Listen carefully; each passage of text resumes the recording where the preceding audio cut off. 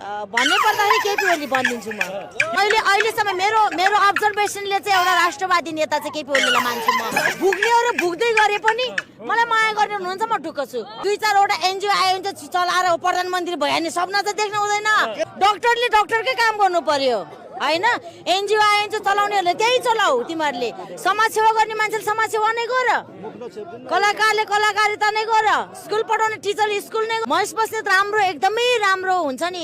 के भन्छ अहिले धेरै चर्चा छ नि त, उहाँ साथीको लागि जस्तो सुकै परिस्थितिमा पनि उभिन। एउटा कलाकार हिट हुनु नहुनु, एउटा राजनीति गर्ने मान्छे मन्त्री बन्नु नबन्नुले कुनै म्याटर गर्दैन।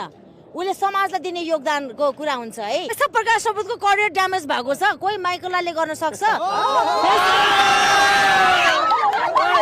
किन लिने, कसले भनेर लिने? कलाकारितामा किन सन्यास लिने?